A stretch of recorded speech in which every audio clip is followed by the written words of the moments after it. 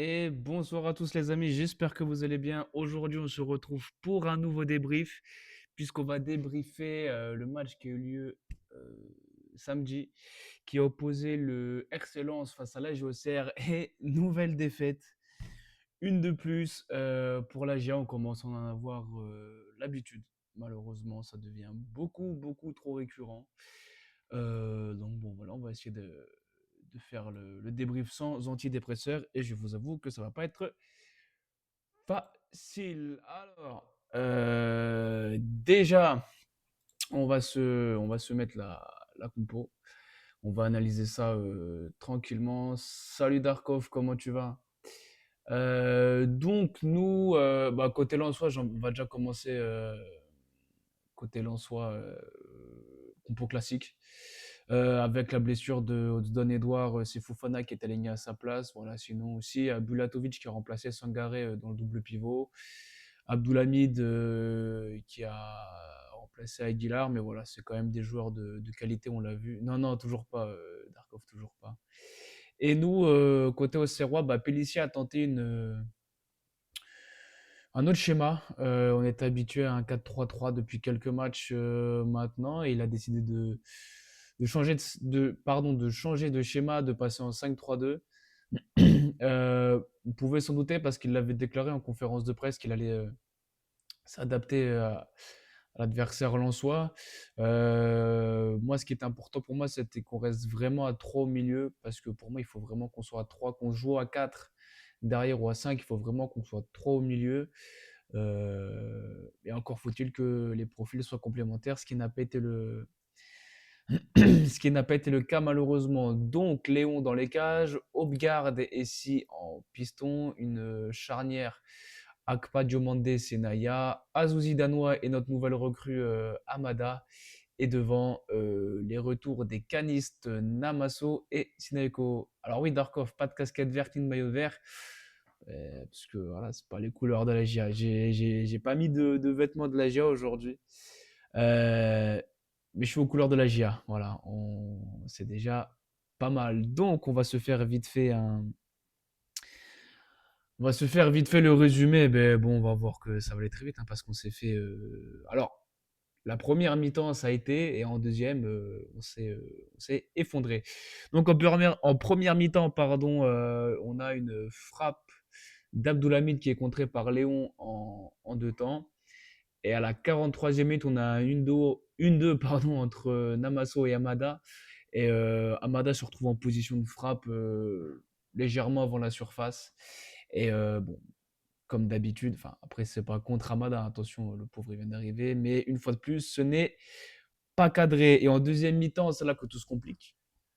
À la 47e minute, on a une frappe du Dol qui s'y reprend à deux fois. C'est contré à deux reprises par la défense auxerroise, dont la deuxième par Hopgard. Et à la 63e, on a un sang de Balançar qui est seul. Il trouve parfaitement Wesley Saïd, qui est complètement délaissé par Diomandé au marquage. Il s'est fait avoir, tout simplement. Voilà. Et du coup, s'il lui laisse le temps d'enchaîner parfaitement, bel enchaînement, ceci dit.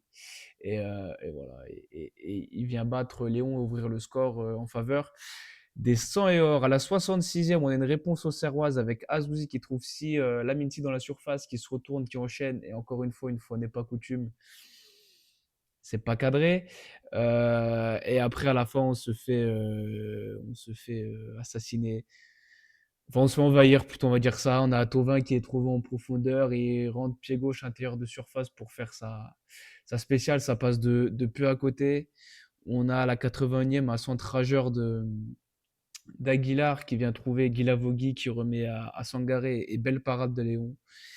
Après, on a été inquiété sur corner à la 82e avec un corner bien tiré par Tovin, une tête de Baydou qui passe de peu à côté.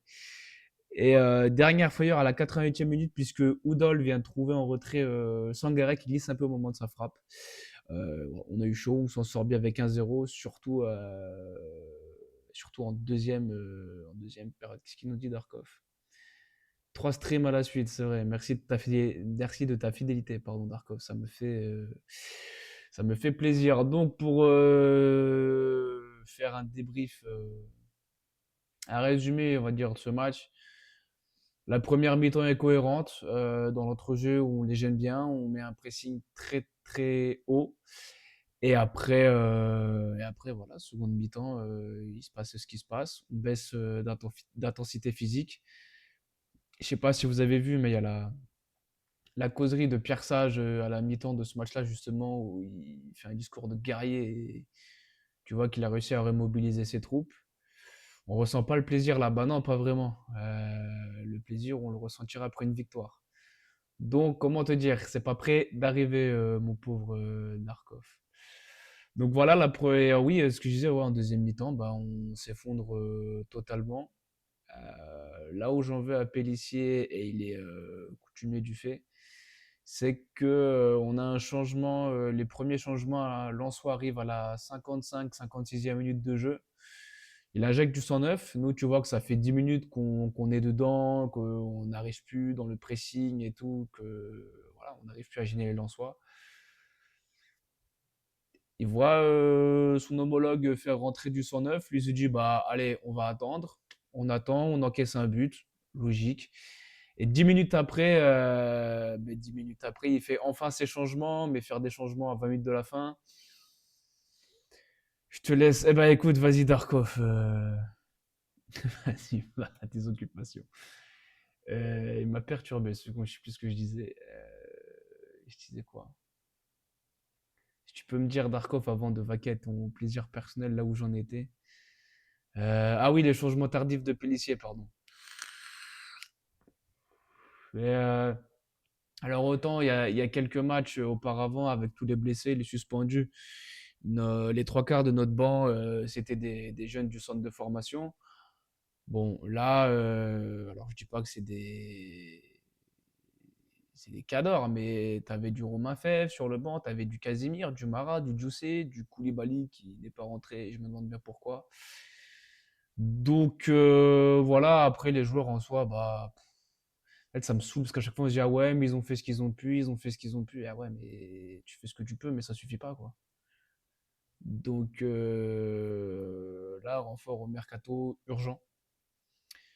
On parlera après des arrivées, des recrues, des départs aussi. Il y a eu un départ dont on va parler. On va se regarder vite fait les stats du match. Et bon, bah voilà, hein.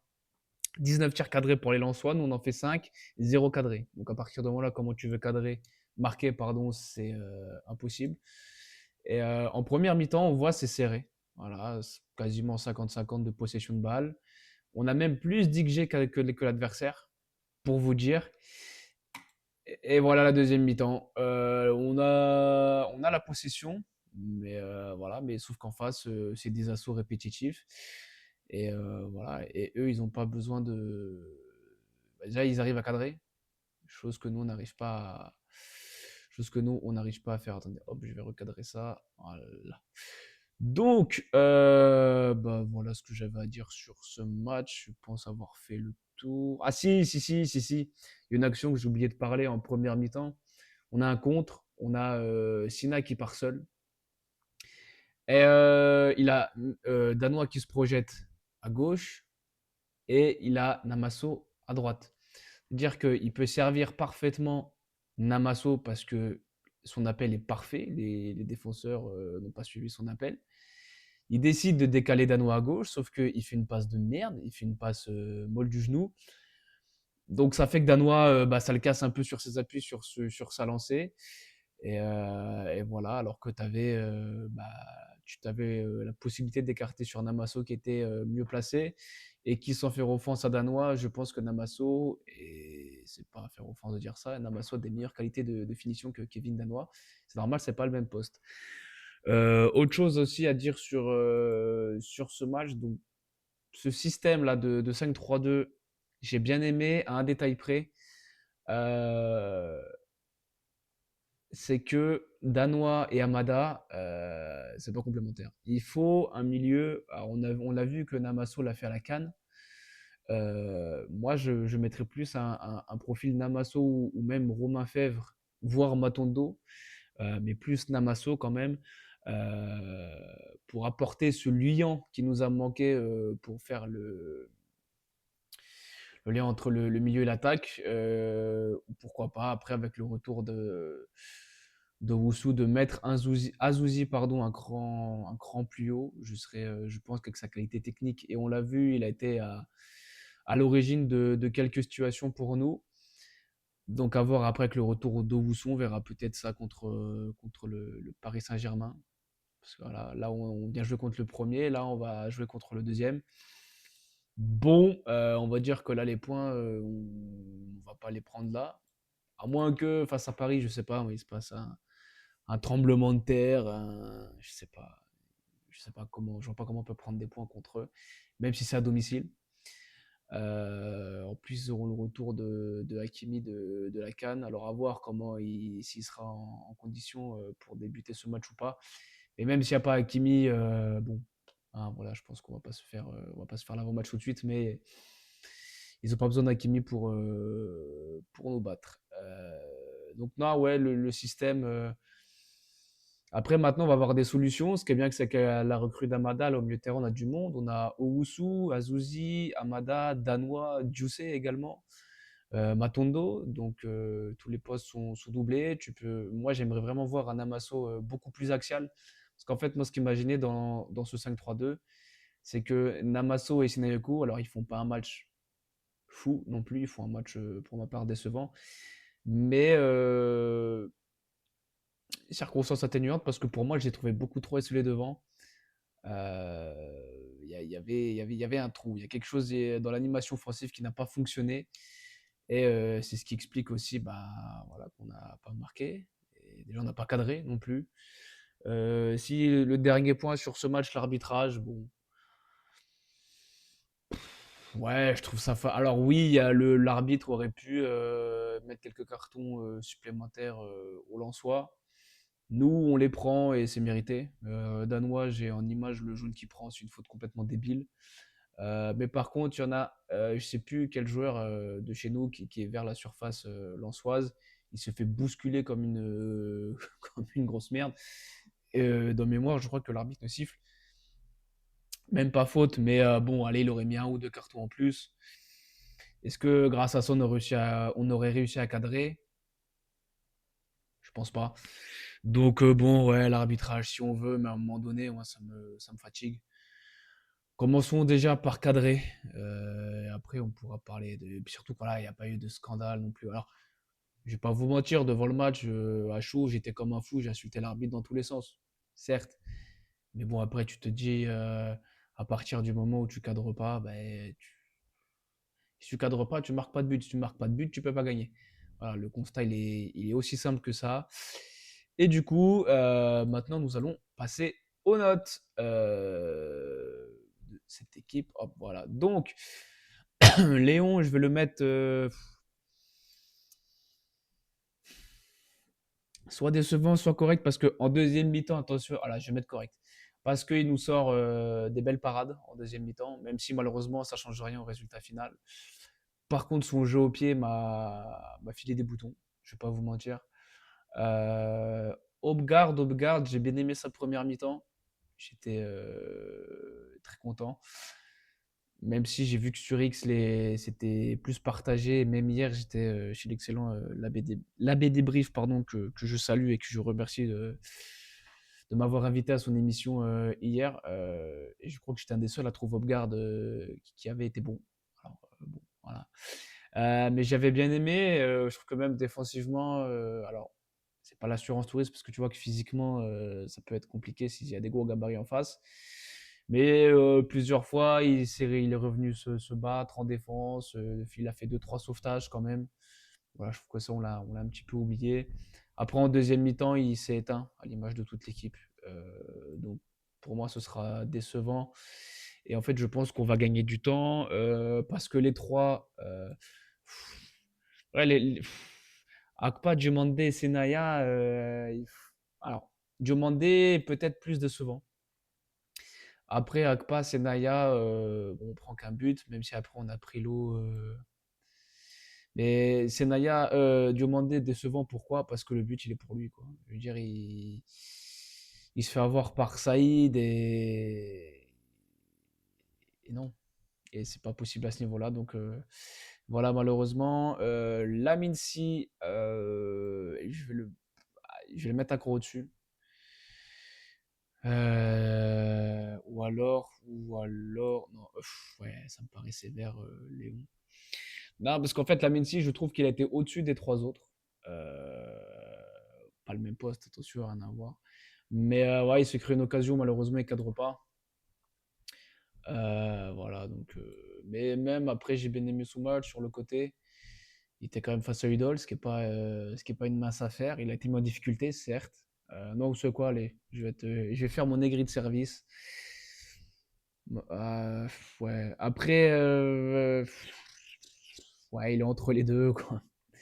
Azouzi, Azouzi, pour moi, il fait un bon match. Voilà. Mais après, c'est pareil, c'était en deuxième mi-temps, mais tu vois vraiment que c'est ton joueur qui est au-dessus du lot. Mais malheureusement, ça ne suffit pas parce que c'est le seul. Du moins sur ce match-là, on l'a encore vu qu'il techniquement il est à l'aise avec le ballon, mais voilà, si ses coéquipiers ne suivent pas, c'est compliqué. Kevin Danois, je n'en peux plus. Voilà, je vous le dis, je commence à en avoir plein le cul. Pour être vulgaire, parce qu'en fait, ben, où est passé le Kevin Danois de la saison dernière? On l'a vu par bribes, on l'a vu par intermittence cette saison. Mais j'attends beaucoup plus de lui. On attend tous beaucoup plus de lui. On sait de quoi il est capable. Mais là, ça fait trop de matchs où voilà, quoi, c'est insuffisant.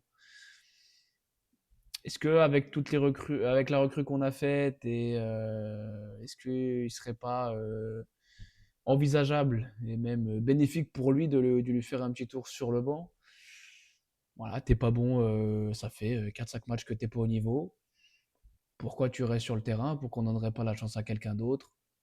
Bon, voilà, voilà, hein, il y a pas de honte à faire un tour sur le banc, ça arrive à tout le monde. Rappelez-vous, les gars, Perrin, quand il fait sa saison 10-10, là, 10 buts, 10 passes D, en début de saison, c'est compliqué. Pellissier le fout sur le banc, et après, il fait la saison qu'on connaît. Donc, voilà, pourquoi pas mettre Danois sur le banc au prochain match. Alors, je pense pas, parce que c'est pareil, et que sur le papier, je pense que Pellissier va vouloir mettre la meilleure équipe. Mais ouais, Danois, ça a encore été très compliqué sur ce match-là. Amada, notre nouvelle recrue, j'ai bien aimé. Franchement, j'ai bien aimé, un petit peu discret, mais je l'ai vu plus se projeter, être plus présent qu'un Kevin Danois, alors que lui vient seulement d'arriver dans l'effectif. Voilà, lui aussi, il a une frappe cadrée. Enfin, il a une frappe qui ne cadre pas, pardon, mais c'est intéressant. Est-ce que c'est le joueur qui va nous permettre de nous maintenir? Je ne pense pas. Est-ce qu'il peut nous aider? Oui. Mais pour moi, c'est pas le. On l'a recruté, c'est bien, c'est une opportunité de marché. On voit que le joueur a du potentiel, il n'y a pas de problème. Mais c'est pas le profil qu'il nous faut. Donc qu'on l'ait fait, c'est bien. Par contre, maintenant, il va nous falloir les deux profils qui nous manquent, c'est-à-dire un numéro 9, un vrai attaquant, mais qui sait marquer des buts, et, et un créatif, un attaquant créatif, quoi, un profil à la Gaëtan Perrin. Voilà. Bon, on reparlera après du mercato, parce que forcément, vous l'avez tous vu qu'il y a des rumeurs du retour d'un Perrin chez nous. On en parlera après les notes. Sina, décevant. Voilà, il a trop de mauvais choix, trop discret. Alors, après, il revient de la CAN, ok, je veux bien. Mais voilà, cette situation-là, à 3 contre 2, moi, je ne m'en remets pas. Donc, c'est décevant. Namasso, que j'aime beaucoup, je suis désolé, c'est décevant aussi. Il a trouvé des décalages intéressants par moment, mais ça reste insuffisant, quoi. Ça reste insuffisant. Pour un joueur à qui il y a une option d'achat à 6 millions d'euros, on est en droit d'attendre mieux. Même si, encore une fois, je l'ai dit, pour moi, ils étaient seuls devant avec Sina. Il manquait quelqu'un dans ce milieu de terrain à 3. Un Roma Fev, par exemple, après, il vient d'arriver aussi. Mais Namasso, c'est décevant. Et après, tous les autres, je ne vais pas les noter, parce qu'ils ont à peine joué. Matondo, Fèvre, Casimir, ça a joué à peine 20 minutes. Et Djoussem Mara, ça a joué 5 minutes, donc j'ai envie de dire Djoussem Mara, c'est sûr. Matondo, voilà, bah, son entrée est neutre. Casimir, je l'ai vu tenter faire deux, trois trucs. Bon, voilà, à un moment, il a pété un câble sur l'arbitre. Et c'est vrai que quand on voit le ralenti, à juste titre. Mais quand tu vois comment le match tourne, à un moment donné, je vais être vulgaire, hein, mais tu fermes ta gueule et tu te concentres sur le jeu, en fait. Rien contre Casimir, ça aurait été n'importe quel autre joueur, j'aurais dit pareil. Mais les gars, arrêtons de râler après les arbitres, ça ne sert à rien. Surtout cet arbitre-là, j'ai oublié son nom, je crois que c'est Monsieur De Chepi, mais le mec, il passe le match à faire le cow-boy.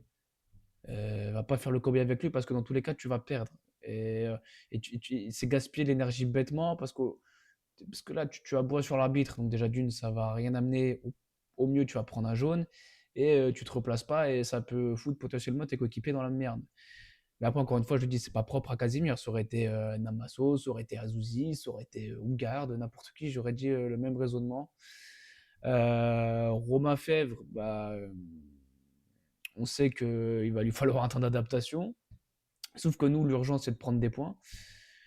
Donc, bon, voilà, on l'a chippé à Le Havre, ok. Il a joué 20 minutes, on a vu que c'était compliqué, qu'il avait besoin de Ventoline pour faire 20 minutes. Il a un corner à la fin, je me dis, voilà, c'est bon, coup de pied arrêté. Dans ma tête, j'y ai cru jusqu'au bout, parce qu'à un moment donné, je me suis dit, attends, la réussite qu'on n'avait plus là, où par moment il y avait des frappes un peu favouilles de Lens, la situation où il frappe plusieurs fois, là, ils s'y reprennent à deux fois, c'est idole. En début de saison, ça aurait été contré par Akpa ou touché par la main, il serait fini dans le but. Là, je me dis quand même, on a de la réussite. Et malheureusement, ça n'a pas été jusqu'au bout. Puis après, à la fin, Fèvre, son corner, c'est une cata. Quand je me rappelle, parce qu'en plus, j'ai regardé le match avec mon père, j'ai dit, attends, c'est bon, Fèvre, bon, ok, il est carbo, mais coup de pied arrêté, il a un bon pied gauche. Il a tiré le corner, on a fini notre whisky. Cul sec, voilà, parce qu'il fallait oublier. Après, attention, je ne vais pas tirer à charge sur Romain Fèvre, bien entendu. On va lui laisser le temps de retrouver une condition physique, mais il ne faut pas traîner. Mais ça, après, à la limite, j'en veux pas à lui, hein. J'en veux plus à la cellule de recrutement, qui, je pense, est dans un coma depuis de longs mois maintenant. Quand on voit que le seul nom devant, dans le profil créatif, le seul nom qui revient, c'est Perrin. Ah, les gars, il n'y a pas que Gaëtan Perrin, il y a d'autres joueurs aussi, il y a d'autres opportunités, mais c'est sûr que c'est pas en faisant un coma de 6 mois que bah, tu vas trouver les joueurs comme ça, claquant des doigts. Et après, Juice et Mara, bon, bah voilà, ils ont joué que 5 minutes, donc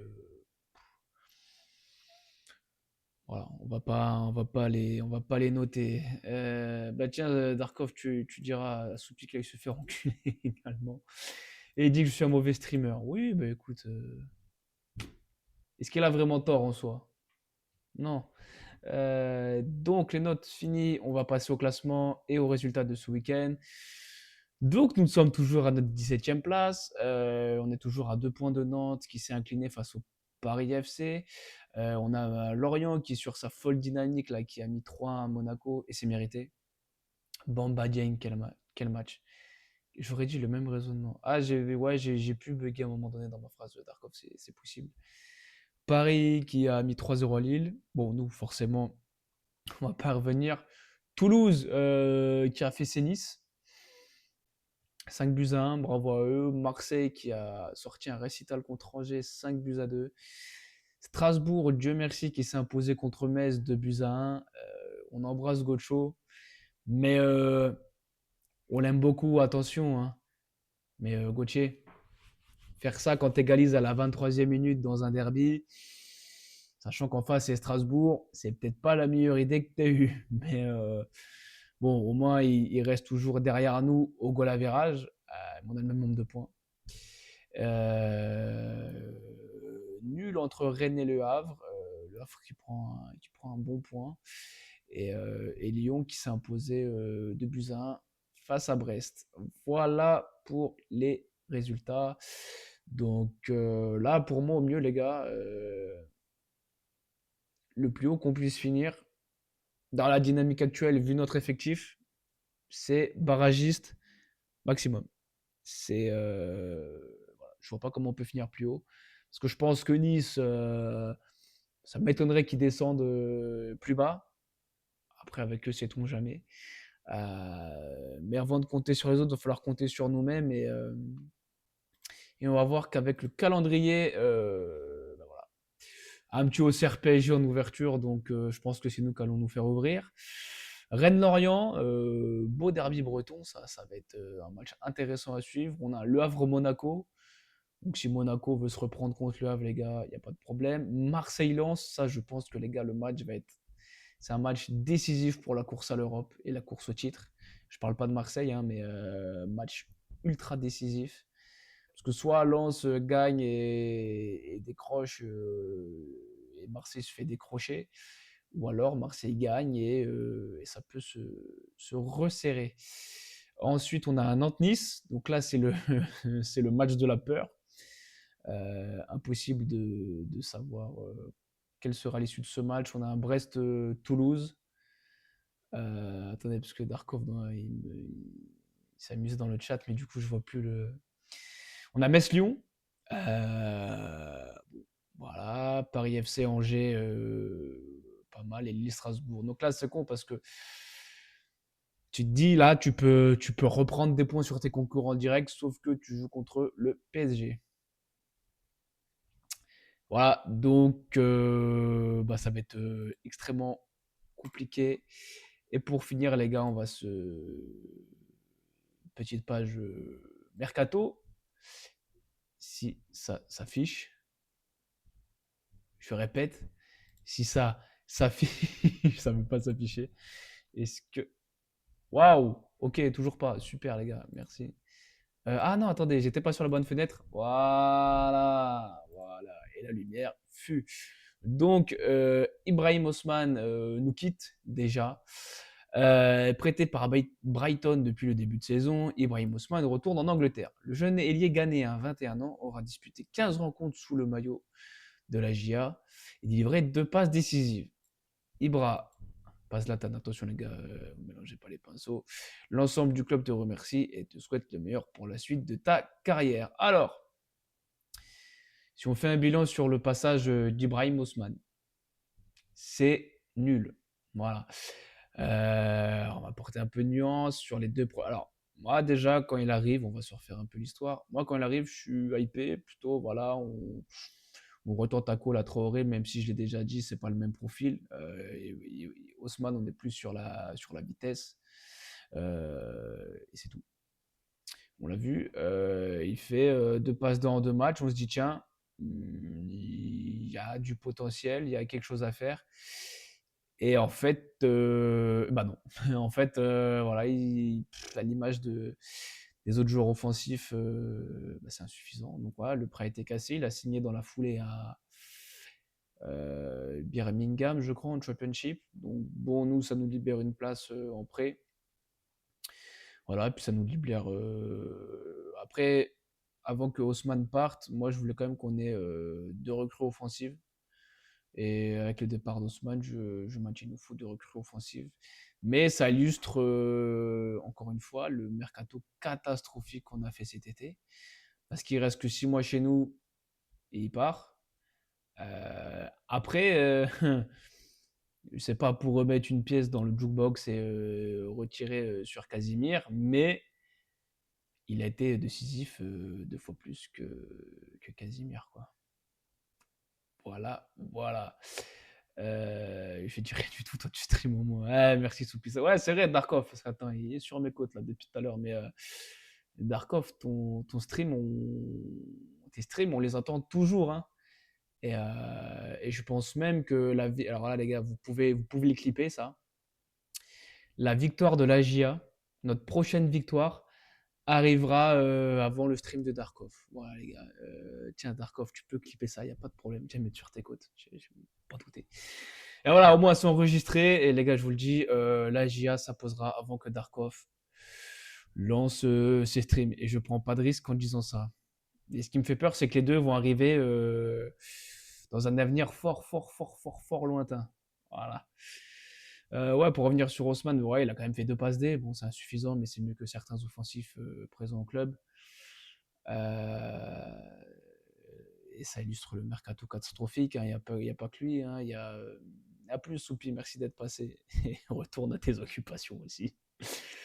Euh, Putain, voilà, le problème, c'est que quand je lis le chat, après, j'ai une concentration de moineaux et je sais plus où j'en étais. Je dis, c'est quoi, Casimir? Ouais, voilà, Casimir devant, c'est insuffisant. Mara, ben, j'en parle même pas, c'est marabouté. Voilà, un petit jeu de mots. J'ai mis aucune volonté dans ce jeu de mots. Donc voilà, après, il y a eu des rumeurs.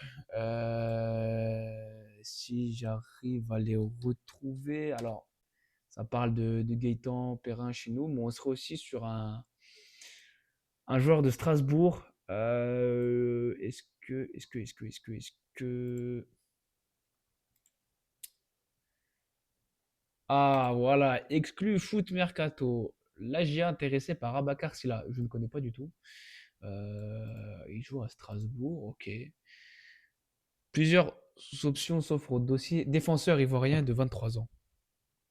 Actuellement en grande difficulté. Ah non, c'est nous que ça. Oui, non, pardon. Oui, ok, j'ai mal.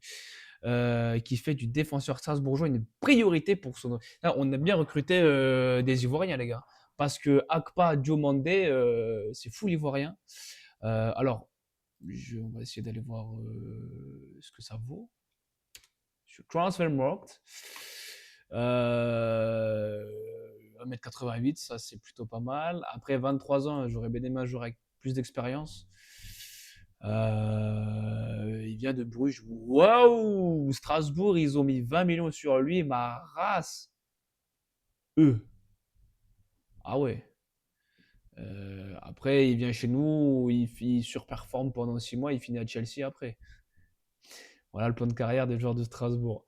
Écoutez, ah ouais, bah lui c'est pareil. Il a joué 1 minute en Ligue 1 et 45 minutes en Coupe de France. Waouh. Ah, alors, il y a eu une blessure en début de saison, ok. Ok. Ben, est-ce qu'on peut pas essayer de choper bah non. Je pense même pas parce qu'il aura pas assez de temps de jeu. Donc on pourra même sur la saison dernière. Hop, on peut regarder ce que ça vaut sur la saison dernière, les gars. Allons-y. On va générer le radar. Alors, ok, ok, ok. Alors après, ça reste que de la data, les gars. Ça veut pas nécessairement dire que c'est un super coup. Mais on le voit. Ça me paraît. Alors après, c'est vrai que Diomande, si on va se baser sur la saison dernière de Diomande, qui est quand même. Ah bah non, parce qu'il était blessé, je crois, la saison dernière. Ouais, voilà. Sur le papier, ma foi, c'est plus fort que Diomande, à part dans les duels aériens. Dans les passes progressives, ça c'est pas ce qui me gêne le plus. Honnêtement, ouais, ouais, ouais, ouais, ouais, je connaissais pas le joueur, mais pas mal. On voit que ça peut être complémentaire également. Donc, alors après, si on recrute un défenseur central en plus, parce que là on va commencer à les accumuler, est-ce qu'après on reste toujours dans ce à 5 ou à 4? Parce que derrière, on a Akpa, Diomandé, Sierralta. Il va avoir le retour de Siwe aussi. Moi, Siwe que j'aime beaucoup. Donc, après, je vais pas mentir, à Bakar Silla, je ne l'ai pas vu jouer. Et si c'est pour barrer la progression d'un Siwe, pourquoi pas. Après, s'il arrive et qu'il est titulaire indiscutable. Et je pense que s'il vient, vu que ça va être un prêt, c'est pour être un titulaire indiscutable chez nous. Pourquoi pas? Et en vrai, vu sa fiche, ouais, j'aime bien. J'aime bien, j'aime bien. Est-ce qu'il a joué un peu plus la saison dernière? On va essayer de se regarder ça vite fait.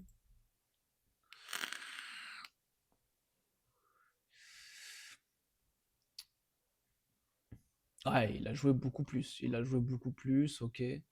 Moi, j'avais une idée de défenseur central. Un mec qui est en fin de contrat dans pas longtemps. Et qui, lui, pour le coup, a de l'expérience, c'est Richard Bazouer.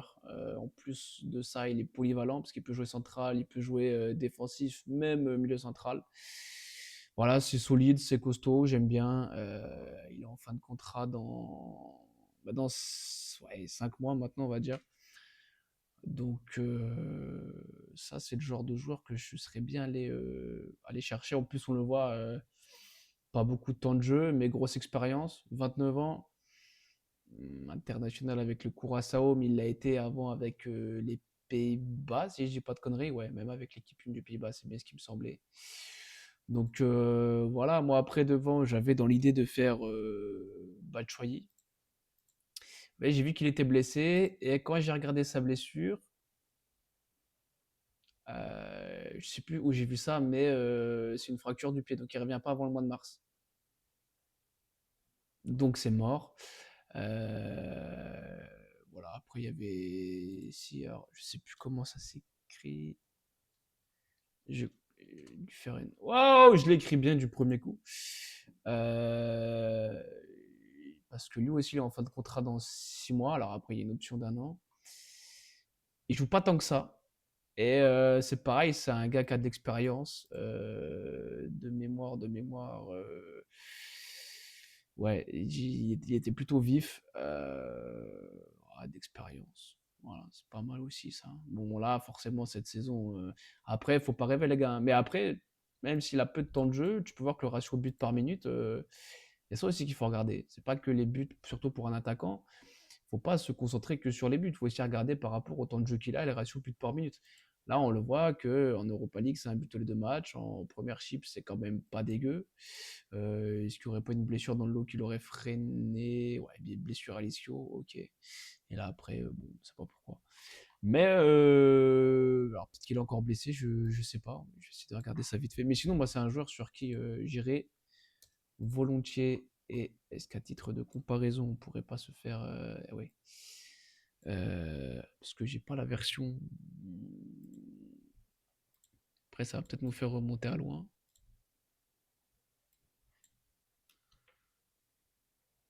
Eh oui, parce que Leicester. Alors, et si on essaie la saison, ouais, je vais pas réussir à l'avoir. Oh, ouais, bon, après, ça commence à remonter, quoi. Donc, si on compare à Sekou Mara, pourquoi il me le trouve pas? À chaque fois que je le mets en deuxième, en second joueur, Mara, il me le trouve jamais. Bon, c'est pas grave, on va faire ça. Merde, non. Tac, Mara. Et là, il me le trouve normal. Bon, là, je vais comprendre pourquoi. Alors après, attention, ouais. Ah, bah là, il me le trouve plus. Il se fout de ma gueule. Il se fout de ma gueule, ce truc. Et ouais. Alors après, il faut relativiser, les gars. C'était il y a longtemps. Là, j'ai pas ces données. C'est quoi l'autre site? Data, ça doit être là. Mais c'est pareil. Ouais, non, c'est pareil, je l'aurais pas non plus. Ça ne change rien, malheureusement. Donc, voilà, un petit nom à glisser comme ça. Et après, bah, en termes de milieu offensif, je me suis pas encore penché sur le sujet. Mais j'essaierai de faire avant la fin du mercato. Il me reste plus beaucoup de temps. Alors demain, non. Jeudi ou vendredi, on essaiera de se faire un stream mercato. Voilà, on va voir en fonction de si on joue en défense à 4, défense à 5, les options qui s'offrent à nous, les renforts qu'il faudra essayer d'aller chercher. Donc voilà, je vais essayer de nous caler ça jeudi ou vendredi. Je vous promets rien parce qu'il faut aussi que je fasse l'avant-match face au PSG. Et ça, je vais essayer de le caler vendredi. Donc si tout va bien, jeudi, on fait un stream mercato. Et vendredi, on se fait l'avant-match. Donc, je vais plus me focus sur l'avant-match quand même. Si jamais il doit en avoir qu'un des deux, ce sera l'avant-match. Et bah, si tout va bien, on essaiera de se faire un petit stream bon plan mercato. Voilà les enfants. Bah, écoutez, sur ce, je pense avoir fait le tour. Je pense avoir été complet. Pour ceux qui ne seraient pas arrivés, qui viennent seulement d'arriver, ce sera mis en replay dès ce soir sur YouTube et Twitch. Darkov va te faire enculer. Ce sera en replay sur YouTube et Twitch. Donc voilà, après, si ça vous plaît, n'hésitez pas à liker, partager, ça donne de la force à la chaîne. Et sur ce, les gars, je vous souhaite à tous une très bonne soirée et on se dit à très bientôt. Ciao et allez la GIA.